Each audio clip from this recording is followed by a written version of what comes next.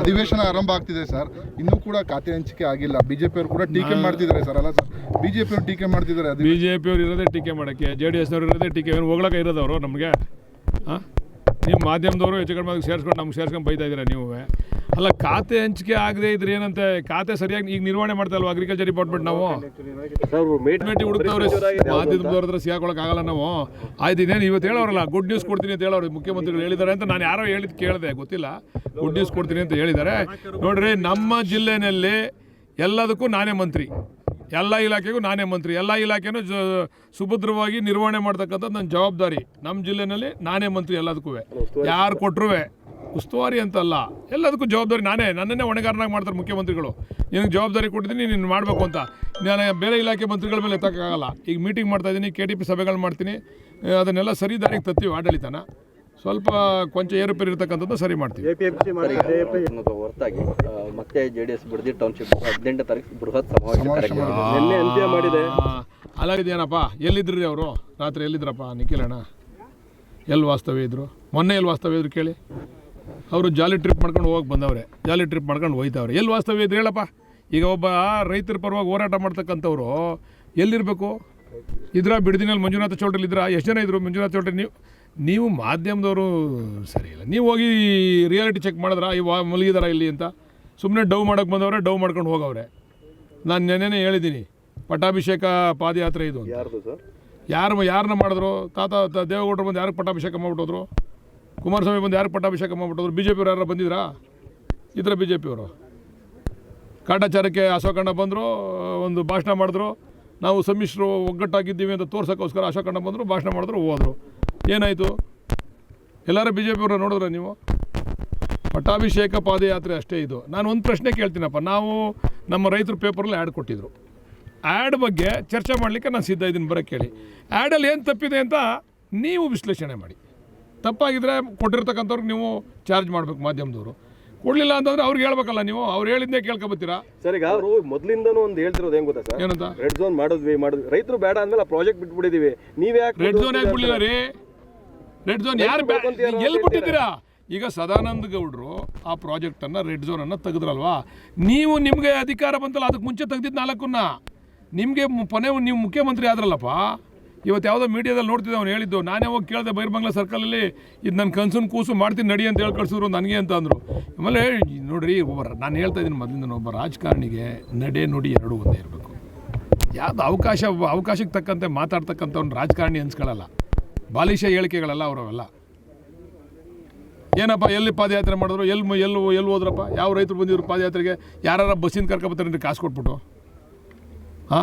ನಾನು ನೆನ್ನೆ ಇವತ್ತೊಂದು ಆಗ್ತಾ ಶಿರಾದಿಂದ ಉಗ್ರೇಶ್ ಅಣ್ಣವರು ನಮಗೆ ಎಲ್ಲ ವ್ಯವಸ್ಥೆ ಮಾಡಿ ಪಾದಯಾತ್ರೆ ಕರ್ಕೊಂಡೋಗಿರೋದಕ್ಕೆ ಅವ್ರಿಗೆ ಧನ್ಯವಾದ ಅಂತಕವ್ರೆ.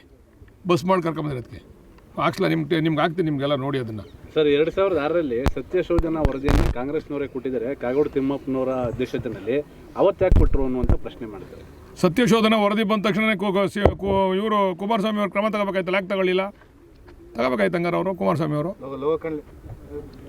ಅಲ್ಲ, ಇವರೇ ಅವತ್ತು ಮರಮಾಲಿಕೆಗಳಿದೆ ನಾಶ ಆಗಬಾರ್ದು ಅಂತ ವರದಿ ಕೊಡ್ತಾರೆ. ಇವತ್ತು ಯಾಕೆ ಮಾಡ್ತಾರೆ ಯೋಜನೆಯನ್ನು ಅಂತ ಅವ್ರ ಪ್ರಶ್ನೆ. ಯಾರು? ಕುಮಾರಸ್ವಾಮಿ ಅವರು. ನೀವು ಮಾಡೇ ಮಾಡ್ತೀವಿ ಅಂತ ಉತ್ತರ ಕೊಟ್ಟಿದ್ದೀರಲ್ಲ ಹೌಸಲ್ಲಿ. ಇಲ್ಲ ನಾವು ಮಾಡೇ ಮಾಡ್ತೀವಿ, ಅಲ್ಲಿ ಎಲ್ಲ ತುಂಬ ಕಲುಷಿತ ಆಗಿದೆ ನೀರು ಅಂತಕ್ಕಂಥ ಉತ್ತರನ ಕೂಡ ಕೊಟ್ಟವ್ರಲ್ಲ ಕುಮಾರಸ್ವಾಮಿ ಅವರು. ಹೌಸಲ್ಲಿ ಕೊಟ್ಟವ್ರ ಉತ್ತರನ. ಯೋಜನೆ ಮಾಡಲಿಕ್ಕೆ ನಿಮ್ಮ ಹತ್ರ ಹಣ ಇಲ್ಲ, ಇದ್ರೆ ಶ್ವೇತಪತ್ರ ಓಡಿಸಿ ಅಂತ ಹೇಳ್ತಿದ್ದಾರೆ. ಅವರು ಒಪ್ಪಿಗೆ ಕೊಟ್ಟರೆ ನಾಳೆಗೆ ಅವ್ರದ್ದು ಅಕೌಂಟಿಗೆ ಕಳಿಸ್ತೀವಿ ದುಡ್ಡ. ಅನಿತಾ ಕುಮಾರಸ್ವಾಮಿ ಅವ್ರದ್ದು ಐತಲ್ಲ, ಒಂದೇ ಒಂದು ದಿವಸ ಸಾಕು ನಮಗೆ ಅಕೌಂಟಿಗೆ ಕಳಿಸ್ತೀವಿ ದುಡ್ಡ. ಹಣ ಇದು ನೋಡ್ರಿ, ಅಪಪ್ರಚಾರ. ಹಣ ಇಲ್ಲ ಇವ್ರ ಹತ್ರ ಅಂತ ಮೊದಲು ಅಪಪ್ರಚಾರ ಮಾಡಿದ್ರು. ನಾವು ಹಣ ಕೊಡೋಕ್ಕೆ ಶುರು ಮಾಡಿದ್ದೀವಿ. ಈಗ ಯಾರ್ಯಾರು ಅರ್ಜಿ ಕೊಡ್ತಾರೋ ಅವ್ರಿಗೆಲ್ಲ ಹಣ ಕೊಡ್ತಾ ಇದ್ದೀವಿ. ಊರ ಒಕ್ಕಲೆ ಬರೆಸ್ತಾರೆ ಅಂತ ಶುರು ಮಾಡಿದ್ರು. ಆ ಊರನ್ನ ಅಲ್ಲೇ ಇಂಟ್ಯಾಕ್ಟಾಗಿ ಇಟ್ಟಿದ್ದೀವಿ. ಅಪಪ್ರಚಾರಕ್ಕೆಲ್ಲ ಉತ್ತರ ಕೊಟ್ಕೊಂಡ್ಬಂದಿದ್ದೀವಿ. ಈಗ ಹಣ ಇಲ್ಲ ಅಂತ ಹೇಳ್ತಾವ್ರಲ್ವಾ?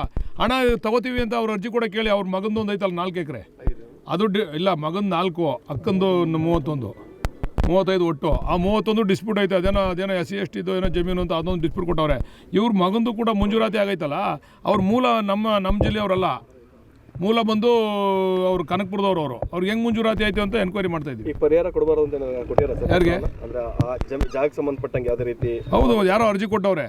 ಇದ್ರ ಬಗ್ಗೆ ಪರಿಶೀಲನೆ ಮಾಡಿ ನಮಗೆ ಅವ್ರ ಮೂಲ ಮಂಜೂರಾತಿ ಇಲ್ಲಲ್ಲ, ಕನಕಪುರದವ್ರು ಅವರು ಅಂತ. ಇವ್ರದ್ದು SC/ST ಜಮೀನದು 79AB ಇಂದನೂ ಕೂಡ ಒಂದ್ಸರಿ ಅದೇನೋ ಇದಾಗಿದೆ, ಸಮಸ್ಯೆ ಆಗಿದೆ ಅಂತ ಅದನ್ನು ಪರಿಶೀಲನೆ ಮಾಡೋಕ್ಕೆ ಹೇಳಿದ್ದೀವಿ. ಅನಿತಾ ಕುಮಾರಸ್ವಾಮಿ ಅವರು ಮಾತ್ರ ನಿಖಿಲ್ದು ಆಗಿದೆ. ನಿಖಿಲ್ದು ಮೂಲ ಮಂಜೂರಾತಿ ಅಲ್ಲ, ಯಾರೋ ಕನಕಪುರದವ್ರು ಮಂಜೂರಾಗದೆ ಅಂತ ಹೆಂಗೆ ಮಂಜೂರಾಯಿತು ಅಂತ ತನಿಖೆ ನಡೀತಾ ಇರೋದು. ಇವ್ರದ್ದು SC/ST ಜಮೀನು 79AB ಕೂಡ ಒಂದ್ಸರಿ ವಜಾ ಆಗಿ ಪುನಃ ಸರ್ಕಾರ ಅಂತ ಬಂದೈತೆ, ಸರಿಯಾದ ದಾಖಲೆ ಕೊಡದೆ. ನೀವು ಹಿಂದೆ ಹೇಳಿದ್ರೆ ಸರ್ ಇದ್ರ ಬಗ್ಗೆ ಒಂದು ತನಿಖೆ ಮಾಡಿಸ್ತೀರಿ ಸರ್? ಅರ್ಜಿ ನೀವು ಕೊಟ್ಟರೆ ತನಿಖೆ ಮಾಡಿಸ್ತೀವಿ. ಥ್ಯಾಂಕ್ ಯು, ಮಾಡಿಸ್ತೀವಿ.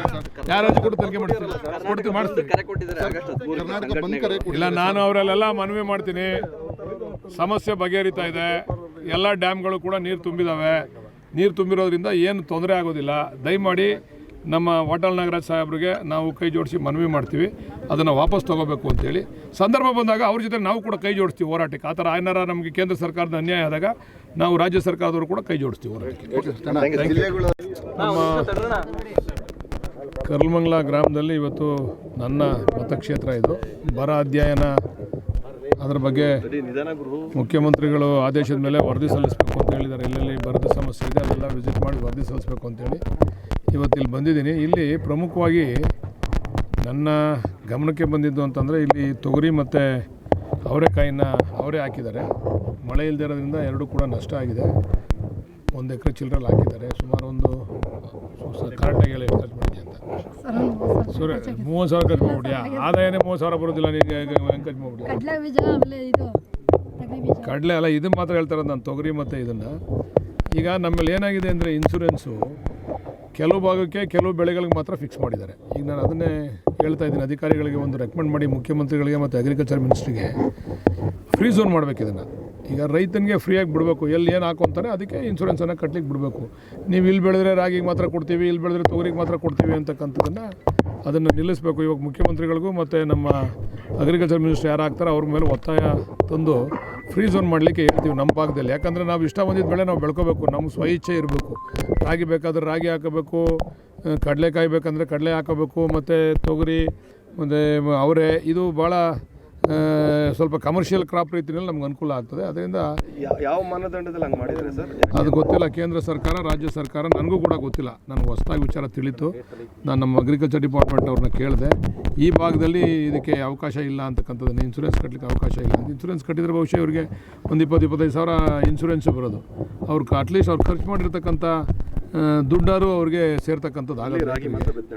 ಅಲ್ಲ, ಕೆಲವು ಭಾಗದಲ್ಲಿ ಇದು ಐತೆ, ಎಲ್ಲದಕ್ಕೂ ಇದೆ. ಬಟ್ ಕೆಲವು ಭಾಗ ಫಿಕ್ಸ್ ಮಾಡವ್ರೆ, ಮಾಡಬಳ್ಳಲ್ಲಿ ಒಂದು ಏನು ಬೆಳಿಬೇಕು, ಇನ್ನೊಂದು ಏನು ಬೆಳಿಬೇಕು ಅಂತ. ಅದನ್ನು ಫ್ರೀ ಝೋನ್ ಮಾಡಿ ಅಂತೇಳಿ ನಾನು ಸರ್ಕಾರನ ಒತ್ತಾಯ ಮಾಡ್ತೀನಿ. ಕೆಲವೊಂದು ಪ್ರಚಾರದ ಕೊರತೆ ಇದೆ ಸರ್, ಯಾಕೆಂದರೆ ಇಲಾಖೆಗಳಿಂದ ಈಗ ಬಿತ್ತನೆ ಬೀಜದ ವಿಚಾರ ಮಾತಾಡೋರು ರೈತರುಗಳಿಗೆ ಕೆಲವೊಂದು ಖಂಡಿತ ಕೊರತೆ ಇದೆ. ಆ ಕೊರತೆ ನೀಗಿಸ್ತಾ ಇದ್ದೀನಿ. ಈಗ ಜಿಲ್ಲಾಧಿಕಾರಿಗಳಿಗೂ ಕೂಡ ಈ ವಿಚಾರವಾಗಿ ತಿಳಿಸಿದ್ದೀನಿ. ವಿಲೇಜ್ ಅಕೌಂಟೆಂಟ್ಸು ಮತ್ತು ನಮ್ಮ ಅಗ್ರಿಕಲ್ಚರ್ ಡಿಪಾರ್ಟ್ಮೆಂಟಲ್ಲಿ ಸ್ಟಾಫ್ ಕಡಿಮೆ ಇರೋದ್ರಿಂದ ಕೋರ್ಡಿನೇಷನಲ್ಲಿ ಕೆಲಸ ಮಾಡಬೇಕು. ನಮ್ಮ ವಿಲೇಜ್ ಅಕೌಂಟೆಂಟ್ಸ್ಗಳು ಕೊರತೆನ ನೀಗಿಸ್ತಕ್ಕಂಥ ರೀತಿಯಲ್ಲಿ ಪಾಂಪ್ಲೆಟ್ ಮಾಡಿ ಮನೆಗೂ ಕೂಡ ಯಾವ್ಯಾವ್ದು ಏನೇನು ವಿಚಾರ ಇದೆ, ಇನ್ಶೂರೆನ್ಸ್ ವಿಚಾರ ಇರ್ಬೋದು ಅಥವಾ ರಾಗಿ. ಈಗ ನೋಡಿ ನಮಗೆ ಎಲ್ಲ ಅವ್ರು ಬಂದ್ರೆ ಅಗ್ರಿಕಲ್ಚರ್ ಡಿಪಾರ್ಟ್ಮೆಂಟ್ ಕರೀಲಿ, ಬಿಡೋದೇ ಇಲ್ವಲ್ಲ ನೀವು. ಅಗ್ರಿಕಲ್ಚರ್ ಡಿಪಾರ್ಟ್ಮೆಂಟ್ ಅವರು AD ಕರಿಯಪ್ಪ, ಡೈರೆಕ್ಟರ್ನ JDನ. ಈಗ ಅಲ್ಲಿ ಏನಂದರೆ ನಮಗೀಗ ರಾಗಿ ಮುಗೀತು, ನಾವಿನ್ನು ಬಿತ್ತನೆ ಮಾಡೋಕ್ಕಾಗಲ್ಲ. ಈಗ ಒಂದೇ ಒಂದು ನಮ್ಮದು ಯಾವುದಪ್ಪ ಅದೇನೋ ಹೆಸರು ಹೇಳಿದ್ರಪ್ಪ ತಳಿ, ಆ ಹೊಸ ತಳಿ 90 ದಿವಸಕ್ಕೆ ಹೇಳೋದೇನು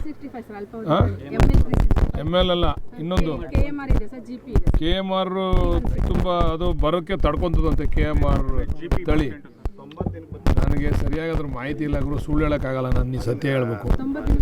90 ದಿವಸಕ್ಕೆ ಬರ್ತದೆ ಅಂತೇಳಿ ಆ ತಳಿನ ರೆಡಿ ಮಾಡ್ಕೊಳ್ಳಿ ಅಂತ ಹೇಳಿದ್ದೀವಿ. ಈಗೇನಾದರೂ ಕೂಡ ಮಳೆ ಅಂದರೆ ಆ ತಳಿ ಕೊಡಬೇಕು ಎಲ್ರಿಗೂ ಬಿತ್ತನೆ ಬೀಜ ಅಂತಕ್ಕಂಥದ್ದನ್ನು ಹೇಳಿದ್ದೀನಿ. ನಮ್ಮ ಅಗ್ರಿಕಲ್ಚರ್ ಡಿಪಾರ್ಟ್ಮೆಂಟ್ ಅವ್ರಿಗೆ ಹೇಳಿದ್ದೀವಿ. ಸ್ವಲ್ಪ ಸಾಕತ್ತು ಕೊರತೆ ಇದೆ ಇಲ್ಲಿ, ಮಾಹಿತಿ ಕೊರತೆ ಇಲ್ಲ ಇದೆ. ಇದು ಈಗ ಜವಾಬ್ದಾರಿ ತೊಗೊಂಡು ಮುಖ್ಯಮಂತ್ರಿಗಳು ನಮ್ಗೆ ಆದೇಶ ಮಾಡಿದ್ದಾರೆ, ಇದೆಲ್ಲವನ್ನು ಕೊರತೆಯನ್ನು ನೀಗಿಸಬೇಕು, ನೀವು ಜವಾಬ್ದಾರಿ ತೊಗೋಬೇಕು ರೈತರ ವಿಚಾರದಲ್ಲಿ ಅಂತಕ್ಕಂಥದ್ದನ್ನು ಹೇಳಿದ್ದಾರೆ. ಅದನ್ನು ಇನ್ನು ಮುಂದೆ ಇವತ್ತು ಮೀಟಿಂಗ್ ಇದೆ, ಇವತ್ತು ಜಿಲ್ಲಾಧಿಕಾರಿಗಳ ಕಚೇರಿಯಲ್ಲಿ. ಇವತ್ತು ಜಿಲ್ಲಾಧಿಕಾರಿಗಳು ಮತ್ತು CO ಬರಬೇಕಾಗಿತ್ತು. ಮುಖ್ಯಮಂತ್ರಿಗಳು ಆನ್ಲೈನ್ ಮೀಟಿಂಗ್ ತೆಗೆದುಕೊಂಡಿರೋದ್ರಿಂದ ಎಲ್ಲರೂ ಕೂಡ ಅಲ್ಲಿಗೆ ಹೋಗಿದ್ದಾರೆ. ಮುಖ್ಯಮಂತ್ರಿಗಳೇ ನನಗೆ ಮಾತಾಡಿದ್ರು, ನೀನು ಅವ್ರು ಕಳಿಸ್ಕೊಡೋದು ತುಂಬ ಇಂಪಾರ್ಟೆಂಟ್ ವಿಷಯ ಇದೆ ಅಂತೇಳಿ. ಅಲ್ಲ, ಜಿಲ್ಲೆಯಲ್ಲಿ ಒಂದೊಂದು ಕಡೆ ಒಂದೊಂದು ಥರ ಇದೆ. ಇಲ್ಲಿ ಬರ, ಕೆಲವು ಕಡೆ ಎಲ್ಲಿ ಮಳೆ ಆಧಾರಿತ ಬೆಳೆಗಳನ್ನು ಬೆಳೆದಿದ್ದಾರೆ ಅಲ್ಲೆಲ್ಲ ಕೂಡ ಬರ ಇದೆ. ಎಲ್ಲಿ ಬೋರ್ವೆಲ್ಗಳ ಮುಖಾಂತರ ಬೆಳೆದಿದ್ದಾರೆ ಅಲ್ಲೆಲ್ಲ ಸ್ವಲ್ಪ ಅವರು ಸುಭಿಕ್ಷವಾಗಿದ್ದಾರೆ. ಅದರಿಂದ ಈಗ ನಾವು ವರದಿ ಕೂಡ ಕೇಳಿದ್ದೀವಿ, ಎಲ್ಲೆಲ್ಲಿ ಮಳೆ ಆಧಾರಿತವಾಗಿ ಬೆಳೆಗಳನ್ನ ಬೆಳೆದು ತೊಂದರೆ ಆಗಿದೆ ಆ ವರದಿ ಮೇಲೆ ಇವತ್ತು ನಾವು ಈಗ ನಾವು ಬರ ಅಂತ ಡಿಕ್ಲೇರ್ ಮಾಡ್ಬೇಕಾದ್ರೆ ಅದು ವೈಜ್ಞಾನಿಕವಾಗಿ ಡಿಕ್ಲೇರ್ ಆಗಬೇಕು. ಸುಮ್ಮನೆ ನಮ್ಮ ಇಷ್ಟ ಬಂದಂಗೆಲ್ಲ ನಾವು ಡಿಕ್ಲೇರ್ ಮಾಡೋಕ್ಕಾಗಲ್ಲ. ಮಳೆ ನಮ್ಗೆ ಎಷ್ಟು % ಬಂದೈತೆ, ಯಾವ ಬೆಳೆ ನಮ್ದು ಹಾಕಿರ್ತಕ್ಕಂಥ ಬೆಳೆ ಯಾವ ರೀತಿ ಫೇಲ್ಯೂರ್ ಆಗೈತೆ, ಇವೆಲ್ಲವನ್ನು ಕೂಡ ಇವೆಲ್ಲ ಆಧಾರವನ್ನು ಇಟ್ಕೊಂಡು ನಾವು ಬರ ಅಂತ ಅದ್ರ ಬಗ್ಗೆ ಚರ್ಚೆ ಮಾಡಿ. ಇರೋ ಕಡೆ ಮಳೆ ಆಗಿದೆಯಾ ಸರ್? ಬೋರ್ವೆಲ್ ಇರೋ ಕಡೆ ಬೆಳ್ಕೊಂಡಿದ್ದಾರೆ ಅವರೇನೆ ರೈತರುಗಳು. ಆದರೆ ಬರೀ ಬೋರ್ವೆಲ್ ಇಲ್ಲದೆ ಬರೀ ಮಳೆಯನ್ನೇ ಆಧರಿಸಿ ಬೆಳೆದಿರ್ತಕ್ಕಂಥ ಕಡೆ ಎಲ್ಲ ಕಡೆ ನಷ್ಟ ಆಗಿದೆ. ಸರ್, ರೈತರಿಗೆ ಪಾಣಿ ವಿಚಾರದಲ್ಲಿ ಕೆಲವು ಸಮಸ್ಯೆ ಇದೆ. ಅದಕ್ಕೆ ಯಾವ ರೀತಿ ಮುಖ್ಯಮಂತ್ರಿಗಳು ಈಗಾಗಲೇ ಒಂದು ಹೊಸ ಇಲಾಖೆನ ಮಾಡಿದವ್ರೆ, ಪ್ರಜಾಸೇವಾ ಇಲಾಖೆ ಅಂತ ಹೇಳಿ. ಈಗ ನಮ್ಗೆ ಆಗಲೇ ಆದೇಶ ಕೊಟ್ಟವ್ರೆ ಮಂತ್ರಿಗಳಿಗೆ. 2 ಶನಿವಾರಗಳ ಕಾಲ ಒಂದೊಂದು ತಾಲೂಕು ಹೆಡ್ ಕ್ವಾರ್ಟರ್ ಕೂತ್ಕೊಂಡು ಬೆಳಗ್ಗೆಯಿಂದ ಸಂಜೆವರೆಗೂ ಎಲ್ಲ ಜಿಲ್ಲಾಧಿಕಾರಿಗಳಿಂದ ಹಿಡಿದು ಎಲ್ಲ ಅಧಿಕಾರಿಗಳನ್ನ ಕೂಡಿಸ್ಕೊಂಡು ಏನೇನು ಸಮಸ್ಯೆ ಇದೆ ಎಲ್ಲನೂ ಕೂಡ ಆಲಿಸಬೇಕು ಅಂತ ಹೇಳಿದ್ದಾರೆ. ಅದರಲ್ಲಿ 1 ರಿಂದ 1.5 ತಿಂಗಳು ಅವ್ರಿಗೆ ಅವಕಾಶ ಕೊಡ್ತೀವಿ. ಕಾನೂನುಬದ್ಧವಾಗಿರ್ತಕ್ಕಂಥ ಎಲ್ಲ ಅರ್ಜಿಗಳನ್ನೂ ಕೂಡ ವಿಲೇವಾರಿ ಮಾಡಬೇಕು ಅವರು. ಈಗಾಗಲೇ ಹೊಸ ಇಲಾಖೆ ಇವ್ರು ಬಂದ ನಂತರ ಶುರು ಮಾಡಿದಂಥ ಇಲಾಖೆ, ಅದಕ್ಕೊಬ್ಬರು ಒಳ್ಳೆಯ ಅಧಿಕಾರಿನೂ ಕೂಡ ಹಾಕಿದ್ದಾರೆ. ನಾವು ಕೂಡ ಜವಾಬ್ದಾರಿ ತೊಗೊತಾ ಇದ್ದೀವಿ. ಅದನ್ನು ಜವಾಬ್ದಾರಿಯುತವಾಗಿ ಮಾಡ್ತೀವಿ. ನಮ್ಮ ಜಿಲ್ಲೆ, ನಾನು ಬೇರೆ ಇದ್ರ ಬಗ್ಗೆ ನಾನು ಮಾತಾಡೋಕೆ ಹೋಗೋದಿಲ್ಲ, ನಮ್ಮ ಜಿಲ್ಲೆ ಮುಖ್ಯಮಂತ್ರಿಗಳ ಜಿಲ್ಲೆ. ಇಲ್ಲಿ ಸಾರ್ವಜನಿಕರಿಗೆ ಯಾವುದೇ ತೊಂದರೆ ಕುಂದು ಕೊರತೆ ಆಗದೇ ಇರತಕ್ಕಂಥ ರೀತಿಯಲ್ಲಿ ನಾವು ಆಡಳಿತವನ್ನು ನಡೆಸ್ತೀವಿ. ಜನಗಳ ಆಶೀರ್ವಾದ ಇನ್ನೂ ಅದು ಹೊಸ ಇಲಾಖೆ ಆಗಿರೋದು. ಈಗ ನಾವು ಮಾಡ್ತೀವಿ, ಇನ್ನೊಂದು 15 ದಿವಸದಲ್ಲಿ ಮಾಡ್ತೀವಿ. ಅಸೆಂಬ್ಲಿ ಮುಗಿದ ತಕ್ಷಣವೇ ಮೊದಲನೇದಾಗಿ ಎಲ್ಲ ತಾಲೂಕುಗಳಿಗೂ ಹೋಗ್ತೀವಿ. ಒಂದೊಂದು ತಿಂಗಳಿಗೆ 2 ತಾಲೂಕುಗಳನ್ನ ಮಾಡ್ತೀವಿ. ತರಬೇತಿ ಕೇಂದ್ರ ಅಂತೇಳಿ ಅವಾಗ ಹುಲಿಕಟ್ಟೆಯಲ್ಲಿ ಮಾಡಿದರೆ ಅದು ಯಾವ ಹಂತದಲ್ಲಿ? ಅದು ಇದೆ, ಬಿಲ್ಡಿಂಗ್ ಕಟ್ತಾವ್ರೆ. ಇನ್ನೊಂದು 3rd ಫ್ಲೋರಲ್ಲಿ ಇದೆ. ಇನ್ನೊಂದು 6 ತಿಂಗಳಲ್ಲಿ ಅದು ಉದ್ಘಾಟನೆ ಮಾಡ್ತೀವಿ. ಕೃಷಿಯನ್ನು ರೈತರಿಗೆ ತರಬೇತಿ ಕೊಡ್ತಕ್ಕಂಥದ್ದು, ಅದು ರೈತರಿಗೆ ತರಬೇತಿ, ಈ ವಿಚಾರಗಳೆಲ್ಲ ಗೊತ್ತಿಲ್ವಲ್ಲ, ಇದ್ರ ಬಗ್ಗೆ ಮಾಹಿತಿ ಕೊಡ್ತಕ್ಕಂಥದ್ದು, ತರಬೇತಿ ಕೊಡ್ತಕ್ಕಂಥದ್ದು. ಅದಕ್ಕೆ ಅಲ್ಲಿ ಶುರು ಮಾಡಿದ್ದೀವಿ, ನಮ್ಮೂರಿನೆಲ್ಲ ಶುರು ಮಾಡಿಸಿದ್ದೀನಿ. ಅದನ್ನು ಇನ್ನೊಂದು 6 ತಿಂಗಳಲ್ಲಿ ಉದ್ಘಾಟನೆ ಮಾಡ್ತೀವಿ. ಲಾಸ್ಟ್ ನಾಳೆನೇ ಲಾಸ್ಟು ಸರ್ ಇದು?